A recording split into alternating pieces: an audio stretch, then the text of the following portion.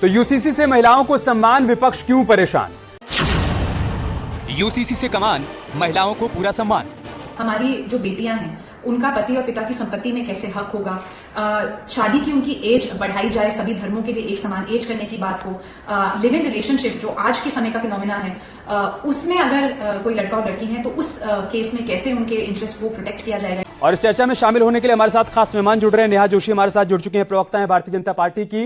इसका जोशी, क्या दिक्कत, क्या परेशानी है? आप जब आधी आबादी को पूरा अधिकार देने की बात कर रही हैं, आप आधी आबादी को पूरा सम्मान देने की बात कर रही हैं, तो फिर यह घमासान क्यों छिड़ा हुआ है? क्या टाइमिंग को लेकर, इस बात को लेकर कि अगले साल लोकसभा चुनाव है, इसके मद्देनजर आप लोग ये यूसीसी लेकर आ रहे हैं? सभी को नमस्कार। देखिए, जब जब इस देश में मोदी जी ने प्रयास किया है महिलाओं को देने का सम्मान, हमारा ये विपक्ष और कुछ स्पेशल लोग जो हमारे देश में, ये हमेशा दिखते हैं हैरान परेशान। आज जब हम यूसीसी की बात कर रहे हैं और यूसीसी की बात जब हम करते हैं तो सबसे बड़ा भाग यूसीसी का है लैंगिक समानता या फिर जेंडर जस्टिस। जब यूसीसी के ड्राफ्ट की जो थोड़ी बहुत जानकारी अभी बाहर आई है तो उसमें साफ पता लग रहा है कि इसमें धर्म से ऊपर उठकर लैंगिक समानता की बात की गई है। सबसे बड़ा जो भेद था अलग अलग धर्मों में वो महिलाओं के अधिकारों में था। तो आज जितने हमारे साथी पैनलिस्ट बैठे हैं, मुझे लगता है आज जो बहस होनी चाहिए वो इसके बारीक पॉइंट्स पे होनी चाहिए कि क्या हम कर सकते हैं इस बिल को और अच्छा बनाने में। तो मुझे लगता है आज मैं इनसे सवाल पूछना चाहूंगी कि अगर पति और पिता की जो प्रॉपर्टी होती है उसमें महिला को हक मिलता है, जैसे उसको भाई को मिलता है, जैसे किसी पुरुष को मिलता है, तो इसमें किसी को क्या दिक्कत हो सकती है? अगर तलाक के केस में, चाहे वो किसी भी धर्म की महिला हो, किसी कारण से उनका तलाक हो जाता है तो उसको उसका हक मिलता है ताकि अगर बच्चे हो या जैसे भी अपना जीवन यापन वो आगे करना चाहे, तो इसमें किसी को क्या फर्क पड़ता है? इस तरह की कई जो पॉइंट्स महिलाओं के अधिकारों की सुरक्षा करने के लिए यूसीसी में लाए गए हैं, आज मुझे ये समझ नहीं आ रहा है कि इन पॉइंट्स पर डिस्कशन करने की बजाय, बहस करने की बजाय, हम आज 2023 के भारत में ये चर्चा कर रहे हैं कि बाबा साहब अम्बेडकर ने जो संविधान की कल्पना की थी, आर्टिकल 44 में बोला था कि इस देश में समान नागरिक संहिता होनी चाहिए, उस पर आज हम डिबेट कर रहे हैं कि ये होना चाहिए नहीं आना चाहिए। तो मुझे लगता है ये केवल कुतर्क है। चुनाव हमारे देश में हर 6 महीने में किसी ना किसी प्रदेश में जो लोग सवाल उठा रहे हैं, चुनावों से जो लोग सवाल उठा रहे हैं या फिर आशंका प्रकट कर रहे हैं, उनका ये कहना है कि आपकी नीयत ठीक नहीं है। 2024 चुनाव में आपको पोलराइजेशन करना है, वोटों का ध्रुवीकरण करना है, इस वजह से आप यूसीसी लेकर आ रहे हैं।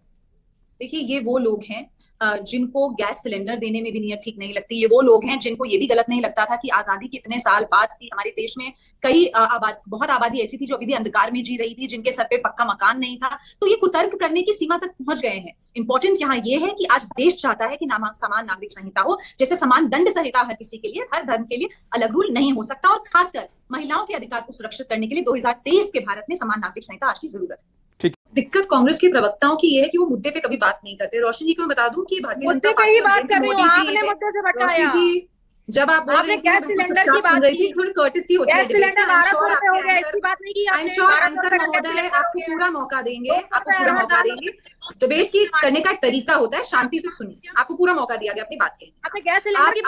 ये मोदी जी की सरकार ही थी कि 67 साल में 7 एम्स इस देश में मिले और 22 एम्स आप आज इस देश में ऑपरेट कर रहे हैं। अब बात आते हैं यूसीसी की। आपने देखा कि किस तरीके से आपने एक सीधा सवाल इनसे किया कि यूसीसी आना चाहिए या नहीं, इस पर कांग्रेस का क्या मत है। ये नहीं बोलेंगे क्योंकि तुष्टीकरण की राजनीति उन्होंने हमेशा की। इनको डर है कि अगर समान नागरिक संहिता की ये बात करेंगे, अगर ये समान नागरिक संहिता की बात करेंगे, महिला के अधिकारों की बात करेंगे, तो एक जाति, एक धर्म विशेष जिसको साथ लेकर ये हमेशा आगे चले हैं, हो सकता है वो इनसे छिटक जाए। इसलिए आप किसी भी कांग्रेस के नेता या प्रवक्ता से इस बारे में बात कीजिए, वो आपको इसका जवाब नहीं देंगे। लेकिन ये बात नहीं समझ रहे हैं कि इस देश की आधी आबादी इनकी तरफ देख रही है।